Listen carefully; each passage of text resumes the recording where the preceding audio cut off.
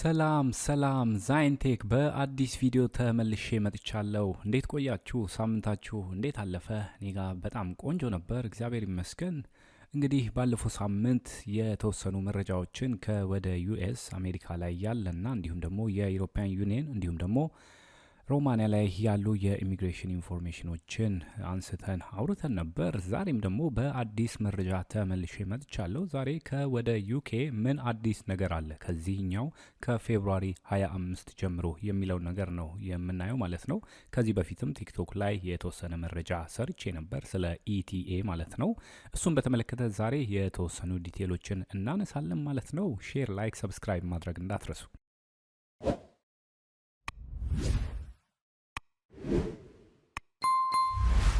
እሺ የመጀመሪያው መረጃ ከዚህኛው ከፌብሩዋሪ 25 ማለት ነው ጀምሮ ምን አይነት አዲስ ጉዳይ ይኖራል ዩኬ ላይ ማለት ነው። በተለይ ከኢቲኤ ጋር በተገናኘ ማለት ነው። ተጀምሮ ነበር፣ ከዚህ በፊትም ተሞክሮ ነበር። አሁን ላይ ግን ኢፌክቲቭሊ ይሄንን ፕሮሲጀር እንደሚያስቀጥሉት የሚያሳዩ መረጃዎች ወጥተዋል ማለት ነው። ምንድነው የሚለው ነገር እናያለን ማለት ነው።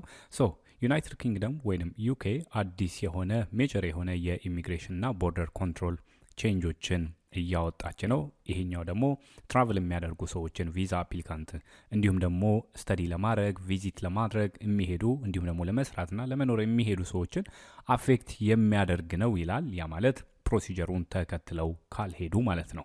ማንዳተሪ የሆነ የኤሌክትሮኒክ ትራቭል አውቶራይዜሽን ወይንም ኢቲኤ የሚባለው አለ። ይሄኛው ደግሞ ለምሳሌ ቪዛ ኤግዘምት የሆኑ ካንትሪዎች አሉ። እነሱ ቫሊድ የሆነ ኢቲኤ መያዝ አለባቸው። ያ ማለት አሜሪካ፣ ኤዥያ፣ ፓሲፊክ ውስጥ ወይንም ያሉ ሀገራት እነዚህ ያለ ቪዛ የመግባት የሚችሉ አሉ። ለነሱ ግዴታ ነው የሚሆነው ኢቲኤው ማለት ነው። እንዲሁም ደግሞ የዩሮፒያን ዩኒየን ውስጥ ያሉ ሀገራትም እንዲሁም እነ ስዊዘርላንድ ሌሎችም ማለት ነው ኢቲኤ ለነሱ ግድ ነው የሚሆነው ማለት ነው። ቦርድ ከማድረጋቸው በፊት ወደ ፍላይት ማለት ነው የኤርላይንስ እዛ ጋር ያሉ ይሄንን ሰርቪስ የሚሰጡ ኢቲኤ እንዳላቸውና እንደሌላቸው ቼክ በማድረግ ነው ቦርድ የሚያደርጓቸው ትራቭል የሚያደርጉ ሰዎችን ማለት ነው። ይሄኛው ትንሽ ለየት ይላል። ምክንያቱም እንዲህ አይነት አሰራር ላይ ኤርላይንስ ጣልቃ የሚገቡበት አይነት ሁኔታ አልነበረም ከዚህ በፊት ወይንም የዛው የኤርፖርት ሴኩሪቲ ላይ ሌሎች የመንግስት ወይንም የኢሚግሬሽን አካላት ናቸው እንዲህ አይነት ስራ ሲሰሩ የሚታወቀው። በአሁኑ ላይ ግን የኤርላይንስ ሰዎችም እንደሚተባበሩና ይህንን ነገር እንደሚያስቀጥሉ ነው የሚያሳየው ማለት ነው። ያ ማለት ኢቲኤ ከሌለው አንድ ሰው ቦርድ ማድረግ አይችልም ማለት ነው ወደ ፕሌን። ይሄኛው ዲጂታል የሆነ ፐርሚሽን ነው ትራቭል ለማድረግ ቪዛ አይደለም ስቲል፣ ምክንያቱም ቪዛ ስለማያስፈልጋቸው እነዛ ሀገራት ወደ ዩኬ ለመግባት ግን ኢቲኤን መያዝ አለባቸው ማለት ነው። ስለዚህ ማንዳተሪ ነው ማለት ነው ይሄ ጉዳይ ለቢዝነስ እንዲሁም ደግሞ ትራንዚት ለሚያደርጉ እንዲሁም ደግሞ ለቱሪስት ቪዛዎች የሚሄዱ ሰዎች እንዲሁም በአጠቃላይ በዚህ በቪዛ ኤግዛምት የሆኑ ካንትሪስ ከነዛ አይነት ሀገር ትራቭል የሚያደርጉ ሰዎች ኢቲኤ አፕሩቭ የተደረገ እጃቸው ላይ ኤሌክትሮኒክ የሆነው ማለት ነው መኖር አለበት ስልካቸው ላይ ማለት ነው። ሁለተኛው ቼንጅ ምንድን ነው? ዱዋል ናሽናልስ ወይንም ይሄ ፓስፖርት ሩልስ የሚል ነገር አለ።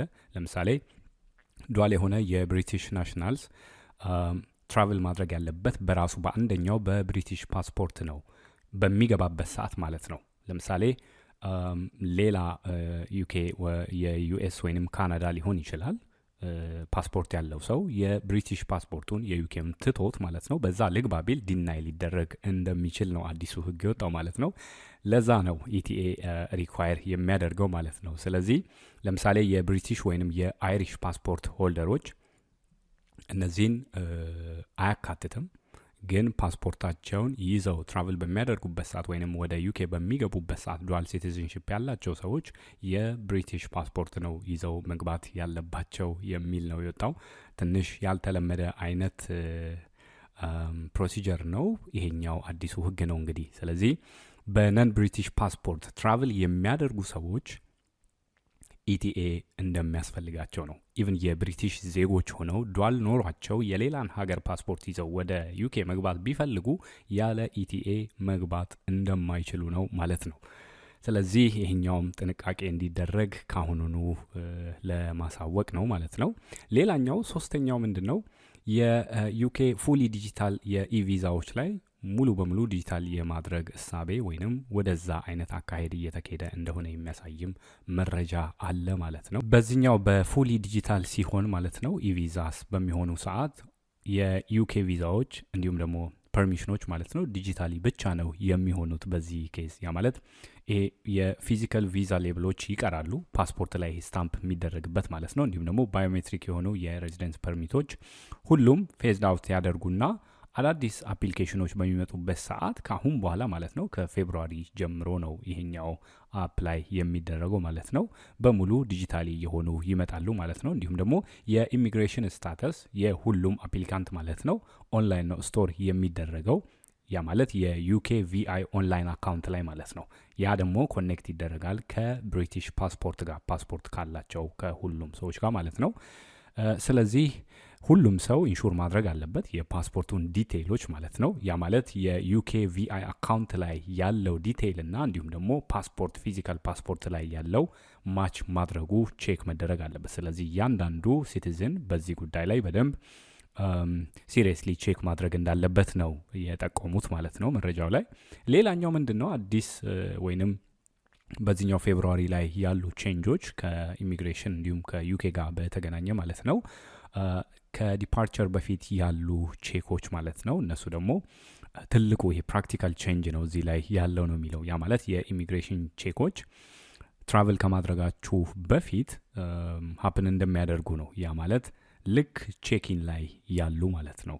ቀጥታ ቼኪን በምታደርጉበት ሰዓት ያለበትን ሌሎች እኛ የምናውቃቸው አሉ። ቼኪን ሲደረጉ እዛ ጋር ኮንፈርም ለማድረግ ፓስፖርት ቁጥሮች፣ ሌሎች የስም ሌሎች ቼክ የሚደረጉ ነገሮች እኛው ራሳችን ቬሪፋይ እያደረግ የምንሄዳቸው አሉ። ግን አሁን ላይ ኤርላይንሶች እንዲሁም ደግሞ እዛ ጋር የሚሰሩ ከኤርላይንስ ጋር ያሉ ሰዎች ናቸው ይሄንን አውቶሜትድ የሆነ ዲጂታል ቼኩን የሚያደርጉ ማለት ነው። የኢሚግሬሽን ስታተስ እና እንዲሁም ደግሞ ፓስፖርቱን ቼክ ለማድረግ እነሱ ራሳቸው ናቸው ቼኪን ባለበት በፊዚካል ቦታ ማለት ነው እዛው ባለበት የሚያደርጉት ማለት ነው። ስለዚህ ቫሊድ የሆነ ፐርሚሽን ቢፎር ይሄ ቦርዲንግ ከመደረጉ በፊት ኢቲኤው ኮንፈርም መደረግ አለበት ቫሊድ የሆነ ፐርሚሽን እንዳለው ማለት ነው።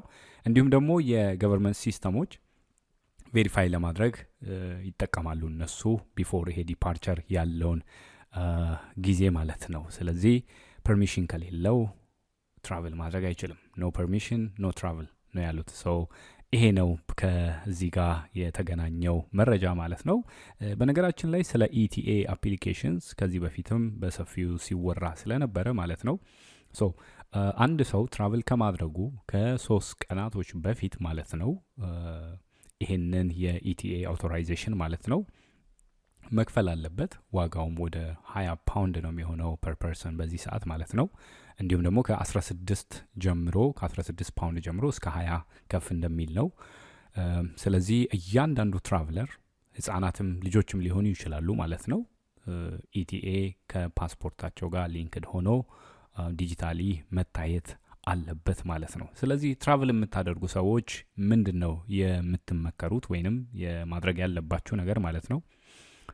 አንድ ትራቭል የሚያደርግ ሰው ካለበት ቦታ ቪዛ ኤግዘምት የሆነ ሀገር ነው ወይስ አይደለም የሚለውን ነገር ቼክ ማድረግ አለበት የመጀመሪያው። ያ ማለት ኢቲኤ ያስፈልገኛል ወይስ አያስፈልግም የሚለውን ነገር ቀድሞ ቼክ ማድረግ ትራቨል ከማድረግ በፊት። ሌላ ደግሞ አፕላይ አድርጎ ከዛ በኋላ መክፈል ለኢቲኤ ማለት ነው ትራቨል ከመደረጉ በፊት። እንዲሁም ደግሞ አፕዴት ማድረግ የዩኬ ቪአይ አካውንት፣ ያ ማለት ከፓስፖርት ጋር ሊንክ ስለሚደረግ ማለት ነው። ፊዚካል ፓስፖርት ላይ ያለው ዲቴይል እና እንዲሁም ደግሞ የዩኬ ቪአይ አካውንት ላይ ያለው ዲቴይል ተመሳሳይ መሆኑን በየጊዜው አፕዴት ማድረግና ቼክ ማድረጉ የሚጠበቅ ነው። እንዲሁም ደግሞ ዱዋል ናሽናል የሆነ ሰው ትራቨል ማድረግ ያለበት በብሪቲሽ ፓስፖርት ነው። ቅድም እንዳልኩት የብሪቲሽ ፓስፖርት ሳይዝ ትራቨል የሚያደርግ ከሆነ ወደ ዩኬ በሚመለስበት ሰዓት ማለት ነው ኢቲኤ ሊያስፈልገው ይችላል ማለት ነው። ስለዚህ የዲጂታል ኢቪዛዎች አፕሊኬብል መሆን አለመሆናቸውን ወይንም ሊንክድ መሆን አለመሆናቸውን ትክክለኛ መሆን አለመሆናቸውን በአጠቃላይ ቼክ ማድረግ ይጠበቃል ማለት ነው። እነዚህ ሜጀር የሆኑ ቼንጆች ናቸው በፌብሩዋሪ 2026 ወደ ዩኬ ትራቨል ለሚያደርጉ ሰዎች ማለት ነው። በስተዲ ሊሆን ይችላል፣ ቱሪዝም ሊሆን ይችላል፣ እንዲሁም ደግሞ ሌሎች የቢዝነስ ትራቭሎች ሊሆኑ ይችላሉ ማለት ነው። ስለዚህ በዚህ ዙሪያ ያሉትን ነገሮች ቀድማችሁ ቼክ እንድታደርጉ ነው። የዛሬው መረጃ ይሄንን ይመስል ነበር። በነገራችን ላይ የአርብ ላይቭ ፕሮግራማችን እንደቀጠለ ነው። በዚህኛው አርብም እንግዲህ እንገናኛለን። ብዙ ጉዳዮችን አንስተን እናወራለን ማለት ነው። ላይክ፣ ሼር፣ ሰብስክራይብ ማድረግ እንዳትረሱ። መልካም ሳምንት።